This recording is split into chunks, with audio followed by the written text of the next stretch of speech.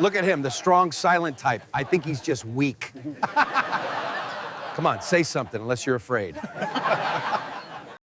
So you really think making jokes about my husband in front of everyone was acceptable?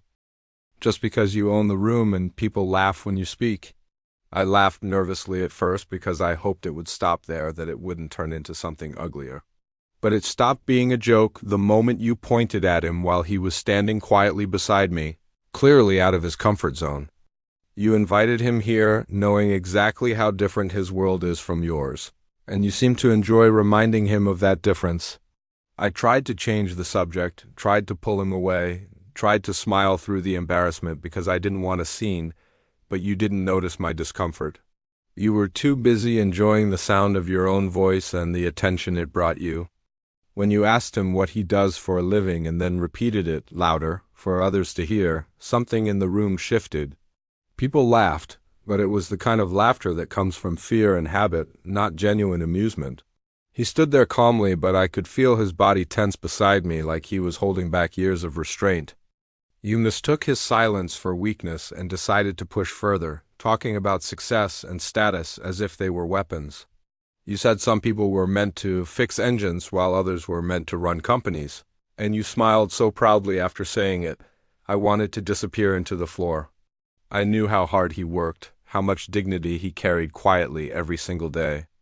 You didn't see the look on his face change because you were already turning to the next group, looking for more applause. The music felt louder, the lights felt harsher, and I remember thinking this night would never end. When he finally stepped forward, the entire room seemed to hold its breath without realizing why. He didn't raise his voice or insult you the way you had insulted him, and that somehow made it worse for you. He spoke slowly and clearly, not to threaten but to explain. And people began listening in a way they never listened to you.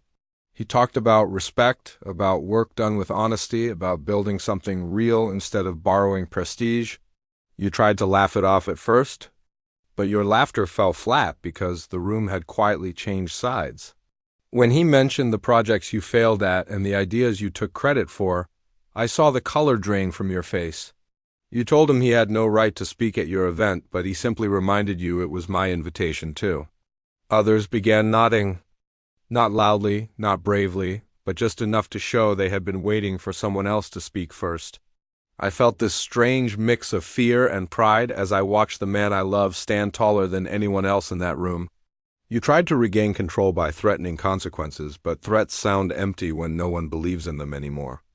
The jokes that once protected you now just hung in the air like evidence. I realized in that moment that humiliation only works when the target accepts it, and he never did. When we turned to leave, the silence followed us all the way to the door. Outside, the air felt lighter, like we had stepped out of something toxic without even knowing how heavy it was. I asked him if he was okay, and he just smiled softly and told me he was tired of staying quiet. You didn't follow us, but I knew the memory of that night would follow you for much longer than it would follow us. The next day, messages started arriving from people who had been there, thanking him for saying what they couldn't. You tried to call later, but there was nothing left to say that hadn't already been heard. At work, things changed. There were no big announcements, just a noticeable shift in how people looked at you. Power that's built on mockery collapses so quickly once respect is removed. I watched from a distance as the confidence you wore like armor began to crack. Meanwhile, the man you laughed at went back to his life, unchanged, still steady, still honest. I understood then that dignity doesn't need permission to exist. You lost the room not because you were exposed, but because you exposed yourself. The party you hosted became the moment people remembered when they stopped believing in you. For us, it became the moment we realized silence is a choice, not a duty. I'm grateful you showed us who you were so clearly, even if it hurt at the time. Some lessons arrive dressed as humiliation, but what they really teach is freedom. You thought you were the center of the story that night? You were right, just not in the way you intended. Thanks for listening. If this story resonated with you, let me know in the comments, and don't forget to subscribe for more.